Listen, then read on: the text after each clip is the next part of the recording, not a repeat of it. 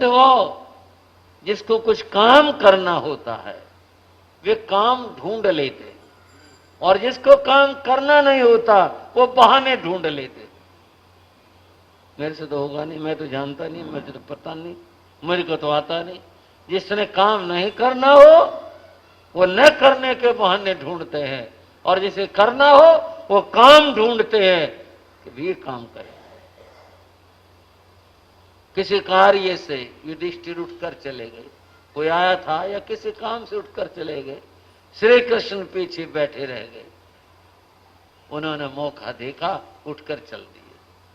देखा, इधर उधर नजर डाली, और चलते हुए देखते हुए जहां पर भोजन हो रहा था, लोग, जनता, आम आदमी भोजन कर रहे थे, वहां पहुंचे।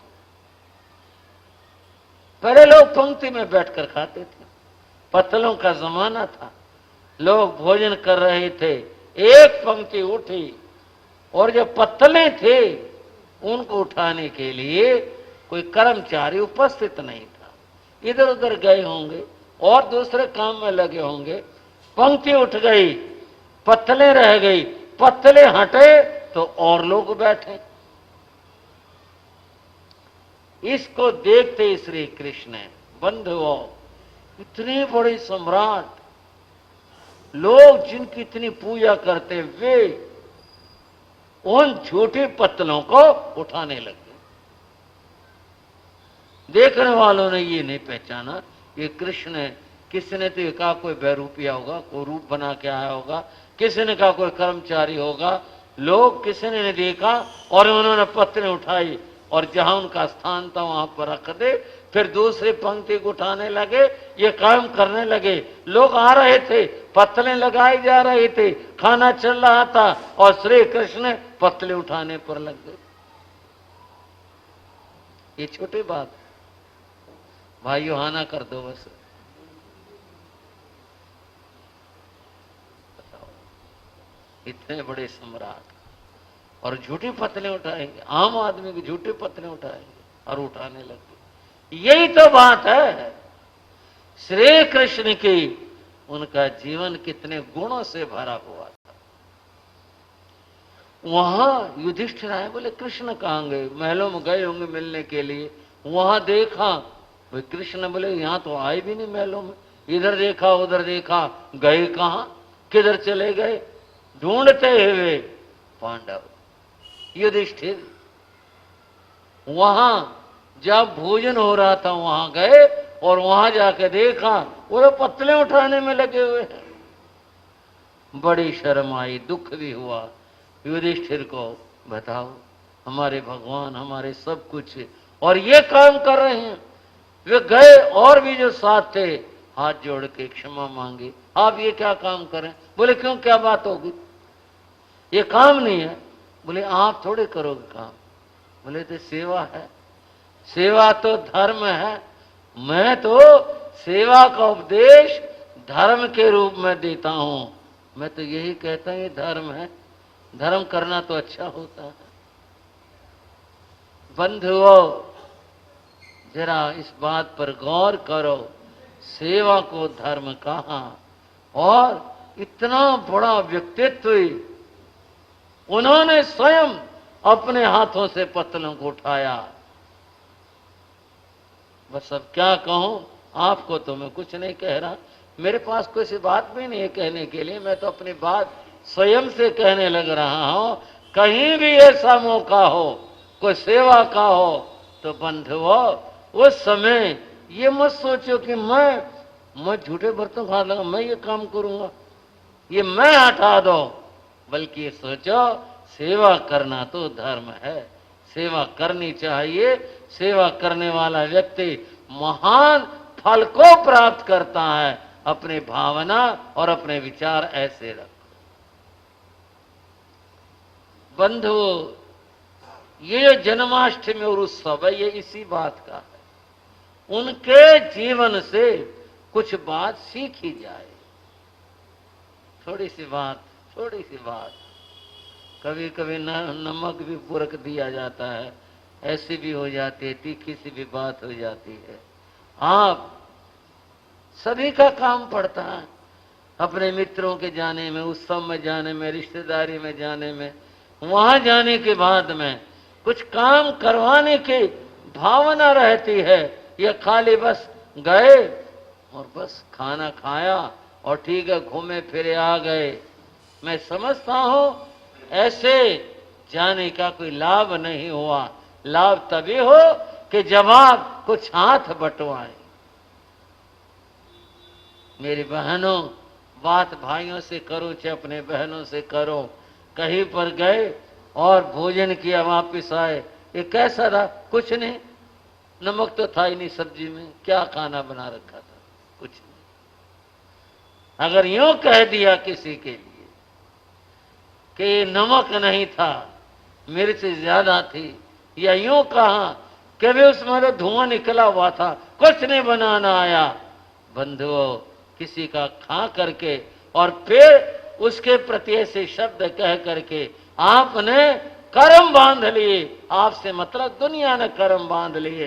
अगर ऐसा कहते हो ज्यादा अच्छा होगा कि वहां कुछ काम करवा के आओ और यूं कहीं भाई वो आए थे, भाई हमारा तो सारा काम निपटा दिया, हमने तो हाथ भी जोड़े पर वो तो माने ही नहीं, ये कहलवाना। और एक जगह बात चलते चलते पहुंचे होते यूं कह रहे थे कि वे कुछ नहीं था वहां। तो कभी ऐसा मत करो। मामला समाज का हो, मामला चाहे व्यक्ति का हो, कभी भी भोजन में नुक्ताचीनी नहीं करनी चाहिए, नुक्स नहीं निकालना चाहिए, सेवा करनी चाहिए और सेवा के कार्य में कुछ हाथ बटाना चाहिए। तब मैं समझता हूं कि श्री कृष्ण की उपासना हुए, श्री कृष्ण की जयंती मनाना हुआ और ये श्री कृष्ण के उपदेशों पर चलना होगा। अगर हम सेवा के कार्यों में कुछ हाथ बटाते हैं। बंधुओं, श्री कृष्ण की बात चल रही है, मैं उनकी कुछ बातें और भी बताऊंगा आपको। ये जो हमारी आंखें हैं ना, जिनके द्वारा हम देखा करते हैं, ये हमारी आंखें सारे जगत का दर्शन करती हैं। पहाड़ जैसी बड़ी चीज का दर्शन करती हैं और छोटी से छोटी चीज का दर्शन भी करती हैं। लेकिन ऐसी प्रकृति की कुछ बात है, ये अपना दर्शन नहीं कर पाती। आंख में तिनका भी पड़ जाए वो दिखाई नहीं देता, अपना दिखाई नहीं देता। और दूसरे का कण भर भी कोई दोष हो, कोई कमी हो, वो पहाड़ जैसा बड़ा दिखाई देता है। और अपना पहाड़ जैसा दोष भी तिनके जैसा का दिखाई नहीं देता। अभी कुछ बात है, नेत्रों की कुछ ऐसी बात है, ये स्वयं को नहीं देख पाती, ये दूसरों को देखती है। जिस दिन हम स्वयं को देखना शुरू कर देंगे, उस दिन से ही हमारे दोष और पाप निकलने शुरू हो जाएंगे। भाइयों, ये वैसे नहीं कह रहा मैं आपको, ये जो बात बताने लग रहा हूं आगमीय बात है। इसी का नाम आलोचना होता है, जब हम अपने दोष और अपने बुराई को देखने लगते हैं। लेकिन क्या करें, अपने दोष तो दिखाई नहीं देते, हम दूसरों के दोष और बुराई देखने लग जाते हैं। एक काम किया जाए, इसको उलट लें और क्या, दूसरे के गुणों को देखो, अपने दोषों को देखो। जब अपने दोषों को देखेंगे वो निकलने शुरू हो जाएंगे और दूसरों के गुणों को देखेंगे, वो गुण हमारे जीवन के अंदर आने शुरू हो जाएंगे। कितनी बड़ी बात हो जाएगी, कितना बड़ा जीवन के अंदर परिवर्तन आ जाएगा। अपने दोष देखने से हमारी बुराइयां निकल जाएंगी और दूसरे के गुण देखने से वो जो गुण हैं वो हमारे जीवन में आने शुरू हो जाएंगे और हमारा जीवन गुणों से भरपूर हो जाएगा। ऐसी दृष्टि, ऐसी सोच हमारी होनी चाहिए।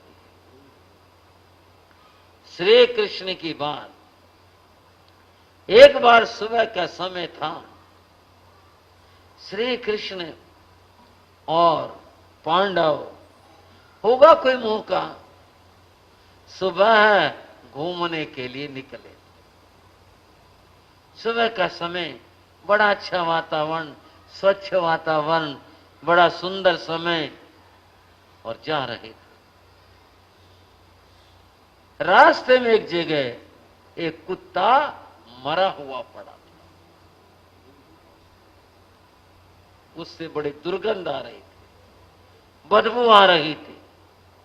जितने भी साथ में थे सबने नाक ढांपी, ऐसा किया और मुंह फिराया, थू थू से करते हुए वहां से निकले। श्री कृष्ण सहज भाव से निकले, बाकी सब तो बुराई करते, निंदा करते, थू थू करते निकले। श्री कृष्ण सहज भाव से निकले। उन्होंने भी देखा श्री कृष्ण ने ऐसे निकला, ये कुछ नहीं किया। 10 कदम आगे चले, उन्होंने कहा कितने भयंकर बदबू आ रही थी। साथ वालों ने कहा, सबने टिप्पणी की, सफाई को लेकर टिप्पणी की, कुत्ते को लेकर की, बदबू को लेकर की, सबने टिप्पणी की। श्री कृष्ण कुछ नहीं बोले। आखिर उनसे पूछ ही ली, क्या बात, आप तो चुप हो, आप कुछ नहीं बोल रहे। श्री कृष्ण बोले, एक बात तो है, इस कुत्ते के दांत बड़े साफ थे, मुंह खुला हुआ था ना। बोले इसके दांत बड़े साफ थे, आदमी अपने दांतों की रगड़ाई करते हैं, सफाई करते हैं, तो भी इतने सफेद और साफ नहीं होते। इसके दांत देखो कितने साफ थे। उस बदबू में भी, उस गंदगी में भी उन्होंने क्या देख लिया, वहां भी गुण देख लिए, वहां भी अच्छाई देख ले, वहां भी ऐसी दुर्गंध और ऐसी गंदगी में भी वहां देख ली, अच्छाई देख ले। अगर ये दृष्टि हमारे पास आ जाए, हम अच्छाई देखना शुरू कर लें, हमारा जीवन कितना अच्छा हो जाए। पर क्या करें, कुछ सोच ही ऐसी है, कितना कुछ अच्छा हो, वहां बुराई ढूंढने की बात है। चींटी दया के पात्र है, चींटी के प्रति दया रखनी चाहिए। ये तो मैं केवल एक उदाहरण दे रहा हूं। कितना बढ़िया फर्श हो, चींटी गड्ढा देखेगी, वो ढूंढेगे, कहीं न कहीं बिल बनाने के लिए गड्ढा ढूंढेगे।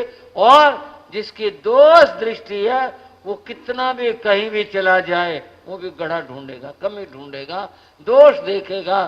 कहीं भी हो, कैसा प्रसंग हो, उसने दोष देखना। ऐसी दृष्टि वाले मत बनो। आपको नहीं कह रहा कभी सोचो हमारी क्या शिकायत है, नहीं, मैं तो अपनी बात कहने लग रहा हूं, मानव मात्र के लिए कह रहा हूं, अपने लिए भी कह रहा हूं।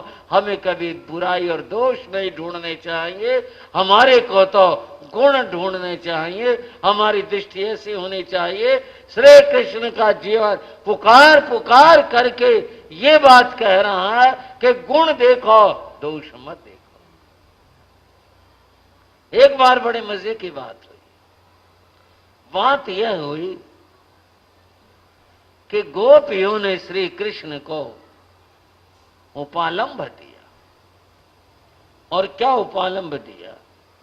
कृष्ण से कहा, आप तो हमारे से बात ही नहीं करते हो, आप तो बांसुरी में लगे रहते हो। ये बांसुरी अच्छी जो हर समय आपके हाथों में रहती है, आप मस्ती के साथ बजाते रहते हो। बताओ, ये बांसुरी के बाद आपको क्या पसंद आ रही है? आप हमारी ओर ध्यान नहीं देते, न हमारे से बात करते, आप इसमें लगे रहते हो। ऐसी बांसुरी की क्या बात है? तब भी श्री कृष्ण ने कहा था, गोपियों, इस बांसुरी में विशेषता है। उस विशेषता के कारण ही मैं बांसुरी से इतना प्रेम करता हूं, हर समय अपने पास रखता हूं, और जब भी होता है मैं इसे बजाता रहता हूं, जब मौका मिलता है। इसके अंदर बहुत गुण है। इसमें क्या गुण है, क्या बात है ऐसे ये बांसुरी के अंदर? उन्होंने फिर उपालंब दिया। श्री कृष्ण बोले, बांसुरी की विशेषता सबसे पहली तो यह है कि ये सीधे और सरल है। बांसुरी टेढ़ी मेढ़ी देखिए आपने भाइयों को, बता दो, बजेगी नहीं। बांसुरी तो जो होती है वह एकदम सीधी सीधी होती है और सरल होती है, सहज होती है, बांसुरी की विशेषता। दूसरी बात श्री कृष्ण ने कही, ये बुलाने से बोलती है, अपने आप नहीं बोलती। कैसे करती है? उसे बुलाओ तो बोलेगी, ना बुलाओ ये फालतू अपने आप नहीं बोलती। कई लोगों में फालतू बोलने की आदत होती है, बोलते रहते हैं, बिना बात के बोलते रहते हैं। आदत जो है वो कईयों कैसी हो जाती है। रेल में एक आदमी जा रहा था, एक आदमी उसके बराबर में बैठा था, उसने जी अपनी कथा सुनानी शुरू कर दी। बोले भाई साहब आप कभी जो है फलाने जगह गए? उसने आधी हाँ की आधी ना की। बोले हाँ क्या बात बताओ? हम वहां गए थे और वहां होटल के अंदर जो है ना, उस दिन वहां पर खिचड़ी बना रखी थी होटल के अंदर, तो वहां पर हमने जो है खिचड़ी खाई। वो स्टेशन आ गया, वो साथ वाला आदमी अपना उतर गया। वो बात वहीं रह गई कि वो खिचड़ी आई थे, खिचड़ी खाई थे, वो बात आगे नहीं हुई। 6 महीने के बाद फिर मौका बना, वो जो आदमी बीच में उतर गया था ना स्टेशन आने पर, उसका फिर काम पड़ा और वो स्टेशन के ऊपर पहुंचा। वो अपने देख रहा था डिब्बे में घुसते हुए, वही आदमी वो खिड़की से बाहर झांक रहा था। याद आ गया फलाना आदमी है वो जो वहां मिला था। उसने पूछा कहो कैसे? इन्हें आपकी कैसी तबीयत है, कैसे हो? बोले कहो कैसे? बोले नींबू के अचार से।